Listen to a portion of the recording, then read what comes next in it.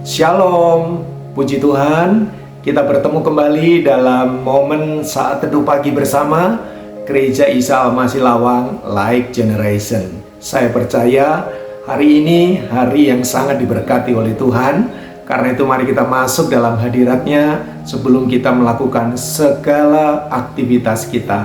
Mari kita berdoa, minta pimpinan Tuhan.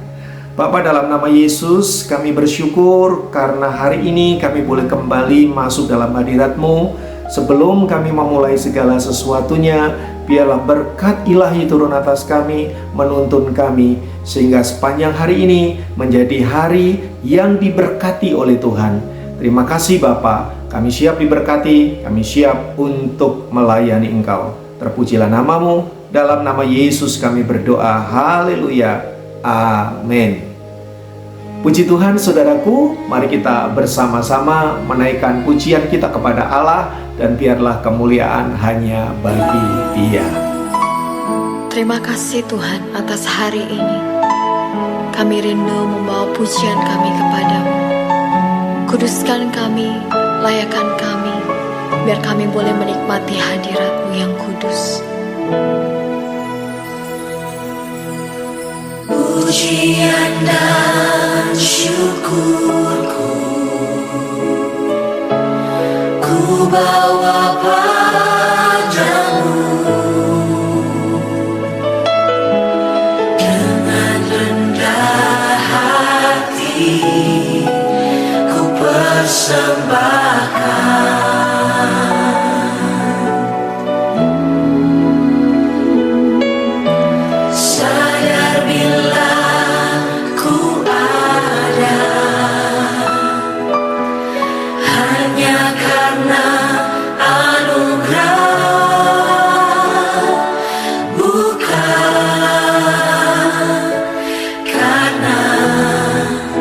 Kekuatanku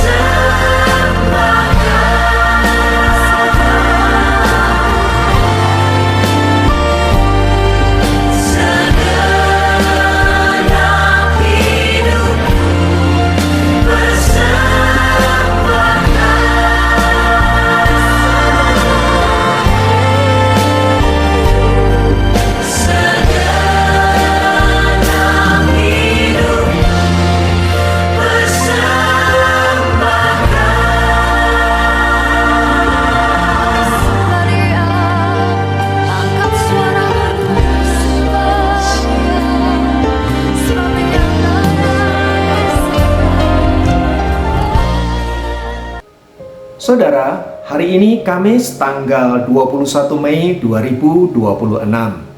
Firman Tuhan terambil dari Matius 5 ayat yang ke-16. Matius 5 ayat yang ke-16 berkata, "Demikianlah hendaknya terangmu bercahaya di depan orang, supaya mereka melihat perbuatanmu yang baik dan memuliakan Bapamu yang di sorga." Saudaraku yang dikasihi Tuhan, hari ini kita berbicara tentang bagaimana kita memanifestasikan hidup kudus di hadapan Allah. Saudaraku, pada dasarnya setiap kita tidak mampu hidup kudus, karena memang kita secara natur adalah orang berdosa. Tetapi puji Tuhan, karena kasih Kristus, kuasa dosa telah dipatahkan sehingga natur dosa itu telah dikalahkan. Kita menjadi milik Kristus dan kita menjadi orang-orang yang dikuduskan oleh Tuhan. Dan sebagai orang-orang yang telah dikuduskan oleh Kristus, tentu saja kita juga harus hidup di dalam kekudusan seperti yang Allah kehendaki. Sebab firman-Nya berkata, "Kuduslah kamu sebab aku adalah Allah yang kudus." Nah, yang menjadi pertanyaan adalah bagaimana kita menjalani hidup kudus ini? Yang pertama, saudara, kita harus ingat bahwa kekudusan sejatinya adalah milik Allah. Kita tidak mungkin kudus kalau Allah tidak menguduskan kita. Nah, sekarang kita telah dikuduskan, maka oleh kuasa Allah yang Maha Tinggi yang akan menolong kita untuk menjalani hidup kudus itu, saudara-saudara, maka kita juga harus berusaha dengan sekuat tenaga untuk senantiasa hidup di dalam kekudusan. Kudus dalam hal apa? Pertama-tama tentu dalam mindset, pikiran kita harus dikuduskan. Mengapa? Karena memang ini adalah pusat pergerakan. Orang boleh lihat kita adalah orang yang aktif pelayanan, melakukan hal-hal yang kelihatannya rohani, tetapi semua dinilai dari sini. Allah melihat pikiran kita, Allah juga melihat hati kita. Kekudusan, saudaraku, berbicara tentang mindset kita. Ketika pikiran kita diserahkan kepada Kristus, ya, maka saya percaya kita akan dituntun olehnya untuk hidup senantiasa di dalam kekudusan yang dimaksud oleh Tuhan. Yang kedua, bicara kekudusan itu bicara tentang bagaimana kita menjaga integritas kita. Apa yang kita pikirkan, apa yang kita katakan, sesuai dengan apa yang kita lakukan. Ini memang tidaklah mudah. Setiap kita bisa gagal dalam hal ini. Tetapi kita harus terus berusaha untuk senantiasa menjaga pikiran, perkataan, dan perbuatan. Dan saya percaya Roh Kudus akan selalu menolong kita, mengingatkan kita bila kita jatuh, ya, mengangkat kita supaya kita kembali berjalan ke arah Kristus. Karena orang yang hidup kudus bukan orang yang tidak pernah gagal, saudara, tetapi bagaimana orang yang terus belajar dan menjadi lebih baik hari demi hari.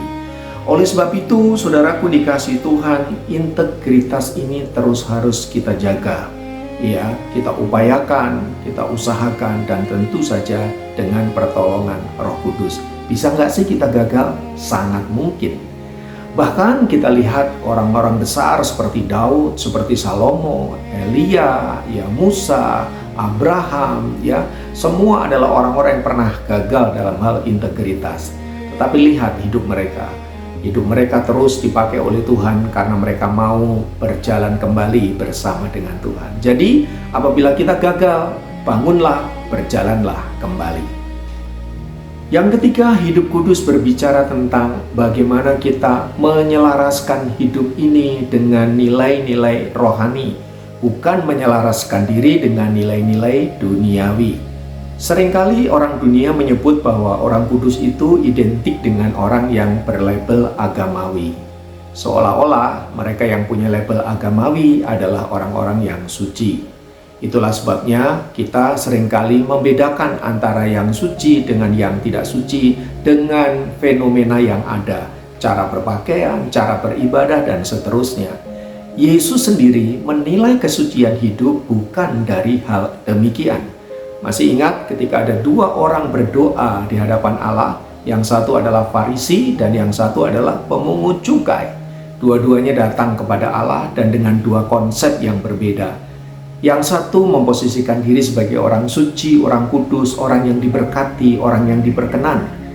Dengan berkata, aku bersyukur karena aku tidak sama dengan orang-orang di sekitarku. Tidak seperti pemungut cukai itu, tidak seperti pelacur, tidak seperti perampok, tidak seperti orang-orang yang merampas harta orang lain. Aku hidup suci dengan beribadah kepada Tuhan, membaca kitab suci, berpuasa, memberikan persembahan, dan seterusnya.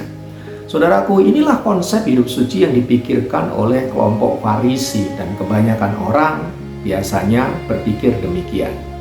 Bandingkan dengan pemungut cukai itu, ia sadar dirinya siapa. Ia tahu bahwa dia adalah orang berdosa. Dia tahu bahwa dirinya tidak berkenan. Tetapi ia merendahkan diri di hadapan Allah dan berkata, Tuhan, aku ini orang berdosa.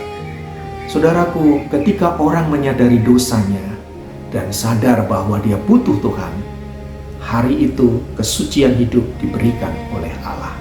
Status keberdosaannya dicabut dan digantikan dengan kesucian. Status orang yang bersalah dicabut, digantikan dengan pengampunan. Saudaraku, hari ini jangan lagi kita mengkotakkan orang dengan label-label agama, karena Tuhan melihat hati kita.